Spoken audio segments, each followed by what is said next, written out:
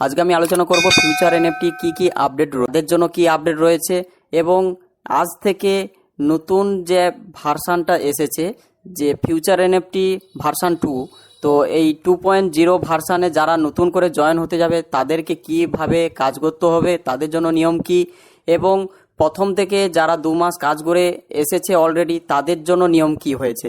তো প্রথমে বলবো যারা পুরনো মেম্বার রয়েছে তাদের ক্ষেত্রে নিয়ম যেটা রয়েছে, মার্চের 10 তারিখের মধ্যে যত আইডি অ্যাক্টিভ হয়েছে সেই আইডিগুলোকে ন্যূনতম $10 একটা এনএফটি বাই করতে হবে। ঠিক আছে, তাহলে ওই 10 তারিখের মধ্যে যতজন মেম্বার রয়েছে তারা যখনই একটা করে $10 ন্যূনতম এনএফটি বাই করবে তখন থেকে তাদের আইডিগুলো আবার অ্যাক্টিভ হয়ে যাবে, 1 নম্বর।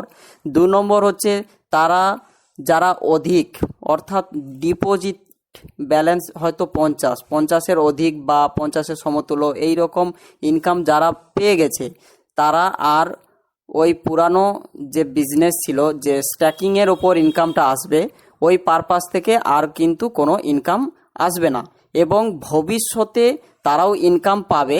সেটা কোথা থেকে না, কিছু জনের হয়তো এফ ফান্ড, ডিপোজিট ফান্ড এবং মাই অ্যাকাউন্ট ব্যালেন্স এই টাইপের 3টে যে ওয়ালেট রয়েছে, 3টে ওয়ালেটের মধ্যে যার যত ব্যালেন্স থাকবে সমস্ত যোগ হয়ে একটা হোল্ডিং ওয়ালেট হবে।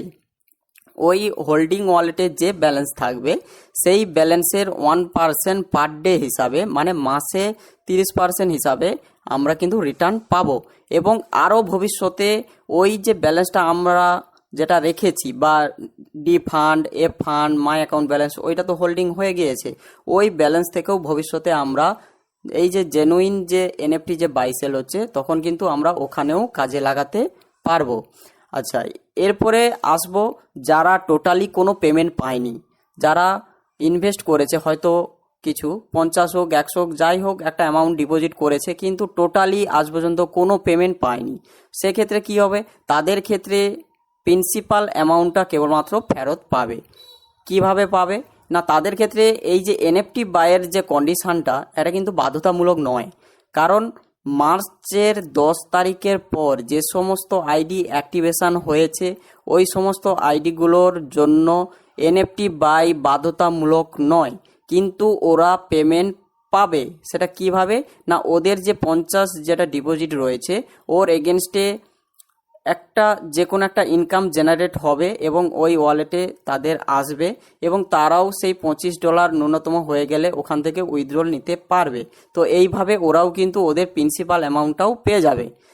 এরপরে আসবো যে নতুন ভার্সন যেটা 2.0 যেটা লঞ্চ হয়েছে এই আজকে। তাহলে এখানে কারা কিভাবে কাজ করবে, যারা পুরনো মেম্বার রয়েছে মার্চের 10 তারিখের আগে বলতে মধ্যে, ধরুন মার্চের 10 তারিখের মধ্যে যে সমস্ত মেম্বাররা রয়েছে তাদের ক্ষেত্রে ন্যূনতম $10 একটা এনএফটি বাই করতে হবে। ঠিক আছে, তাহলে একটা $10 এনএফটি বাই করলে তাহলে ওই আইডিটা আবার অ্যাক্টিভ হয়ে যাবে। আর এইটা কিন্তু টাইম সীমা কিন্তু বেঁধে দিয়েছে পুরনো মেম্বারদের জন্য। 10 তারিখ কিন্তু টাইম বেঁধে দিয়েছে, এপ্রিলের 10 তারিখ পর্যন্ত টাইম বেঁধে দিয়েছে। এই 10 তারিখের মধ্যে যারা পুরনো মেম্বার অর্থাৎ মার্চের 10 তারিখের মধ্যে রেজিস্ট্রেশন যে সমস্ত মেম্বার রয়েছে সেই সমস্ত মেম্বারদেরকে $10 ন্যূনতম একটা এনএফটি বাই করে আইডি অ্যাক্টিভেশন করতে হবে। তো অ্যাক্টিভেশন হয়ে গেলে কি কি সুবিধা পাবে না, তার নিচে যেমন যা আইডি রয়েছে যত মেম্বার রয়েছে সমস্ত মেম্বারের স্থান কিন্তু একই জায়গায় থাকবে এবং ওই $10 এগেনস্টেও কিন্তু 1.8 হিসাবে পার ডে রিটার্ন কিন্তু আসবে। 1.8% রিটার্ন হিসাবে পার ডে ইনকাম তার ওই আইডিতে আসবে এবং 10 তারিখের পর থেকে তার নিজের মতো সে যেমন খুশি আবার এনএফটি সে বাই করতে পারবে।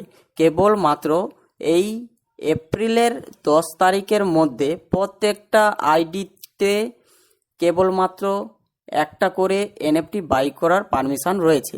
কেউ যদি চায় 2টো এনএফটি কিনবে সেক্ষেত্রে কিন্তু সে পাবে না। কেবলমাত্র এই মার্চের 10 তারিখের মধ্যে যারা পুরনো মেম্বার রয়েছে 10ই মার্চের আগের আইডি যারা রয়েছে তাদেরকে ন্যূনতম একটা $10 এনএফটি বাই করতে হবে। আর যারা 10 তারিখের পরে রয়েছে তাদেরকে কোনো এনএফটি বাই করতে হবে না, তা সত্ত্বেও তারা ইনকাম পাবে প্রিন্সিপাল টুকু। ঠিক আছে, ক্লিয়ার। এরপরে ধরুন যারা একদম ফ্রেশ নিউ ক্যান্ডিডেট যারা যোগ্য হবে বা আসতে চাইছে তাদেরকে আমাদের এই ওয়েবসাইট আর হয়তো বিকেল বা কাল থেকে খুব সুন্দরভাবে নতুন মেম্বারদের আমরা কিন্তু জয়েন করানো সিস্টেম কিন্তু পেয়ে যাব। এবং আগে যে রেফার লিঙ্ক রয়েছিল ওই রেফার লিঙ্কটা কিন্তু একটু চেঞ্জেস হতে পারে, তার জন্য বলছি সবাই আপডেট পাওয়ার পরে সমস্ত মেম্বারদেরকে জয়েন করাবেন। ও আজকের ভিডিও এই পর্যন্ত।